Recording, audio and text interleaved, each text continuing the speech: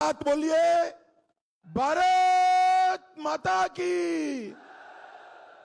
क्यों भाई, करनाल वालों की आवाज को क्या हो गया है?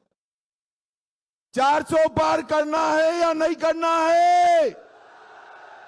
मोदी जी को तीसरी बार प्रधानमंत्री बनाना है या नहीं बनाना है?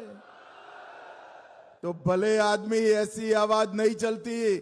मेरे साथ दोनों हाथ उठाइए, उठाइए अंत तक सभी लोग दोनों हाथ। विजय के संकल्प की मुट्ठी भींचे और प्रचंड आवाज से बोलिए, जय श्री राम, जय जय श्री राम। आज इस सभा में मेरे साथ मंच पर उपस्थित श्रीमान मनोहर लाल खट्टर जी,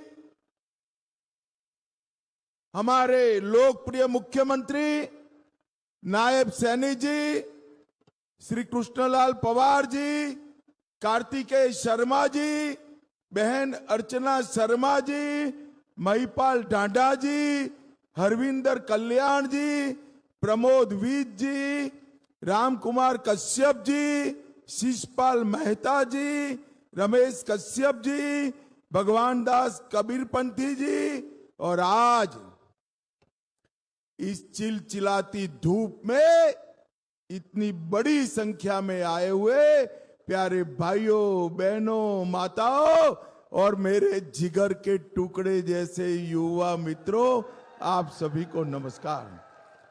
भाइयों बहनों, आज मैं इस लोकसभा चुनाव शुरू होने के बाद पहली बार हरियाणा में आया हूं और दानवीर कर्ण की नगरी करनाल में आया हूं। पूरी हरियाणा की जनता को मैं हाथ जोड़कर प्रणाम करना चाहता हूं। मैं मेरी बात की शुरुआत मंजी साहब गुरुद्वारा, पक्का पुल धाम, पाथरी माता मंदिर, चुलकाना धाम, हथीरा मंदिर, स्वामी भीष्म जी को भी प्रणाम कर कर मेरी बात की शुरुआत करना चाहता हूं। भाइयों बहनों, हरियाणा पूरे देश की भूख भांगने वाले कुछ राज्यों में से एक है। देश भर में अन्न के भंडार भरे रहते हैं, इसमें सबसे बड़ा योगदान मेरे हरियाणा के किसानों का है।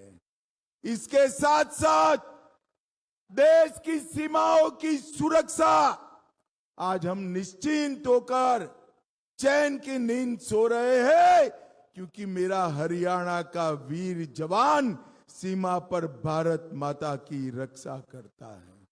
और तीसरा, खेल कोई भी हो, खेला कहीं भी जाता हो, राष्ट्रीय हो अंतरराष्ट्रीय हो, मेडलों की सूची देखिए तो मेरे हरियाणा के धाकड़ खिलाड़ी नंबर 1 दिखाई पड़ते हैं।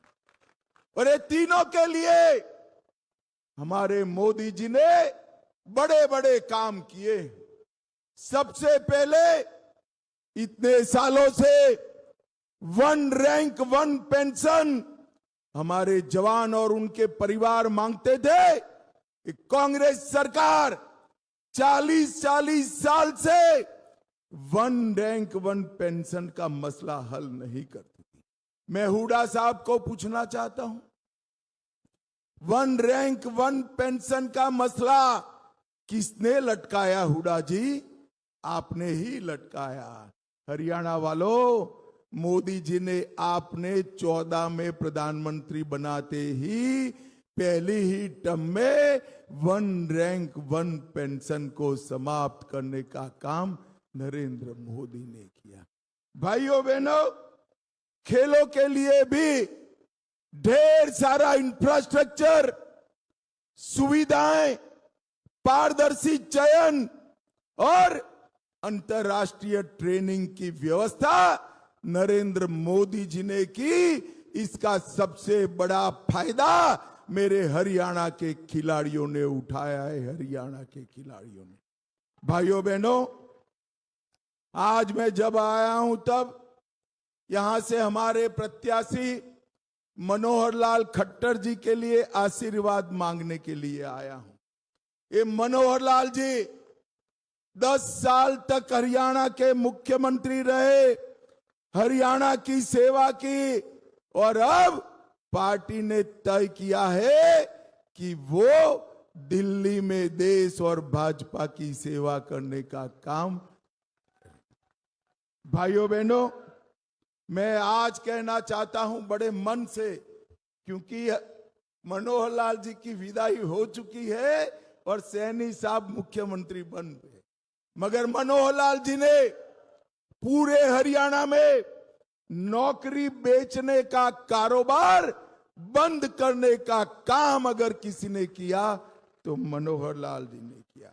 हर गांव में पोस्ट से अपॉइंटमेंट लेटर मिलने वाले युवा आज हमें दिखते हैं, और हरियाणा को विकसित बनाने का काम अगर किसी ने किया तो मनोहर लाल जी। ऊपर नरेंद्र मोदी जी, नीचे मनोहर लाल जी।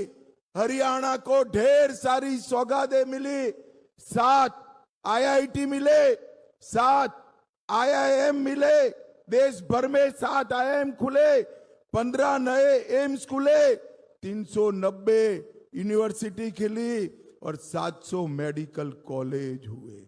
और यहां खट्टर जी ने 12 एक्सप्रेसवे दिए, 77 कॉलेज खोले, 13 यूनिवर्सिटियां दी, 8 मेडिकल कॉलेज खोले, 2 नए एयरपोर्ट दिए और 16 नए अस्पताल खोलने का काम मनोहर लाल खट्टर जी ने किया है। पूरे हरियाणा को ये 10 साल के अंदर विकसित करने का काम भारतीय जनता पार्टी ने किया। भाइयों बहनों, पहले के जमाने में हरियाणा द्वंद्व में फंसा था। एक परिवार आता था तो भ्रष्टाचार परम सीमा पर पहुंच जाता था, और दूसरा परिवार आता था तो भाई भतीजावाद और गुंडागर्दी हरियाणा में सीमा पार की।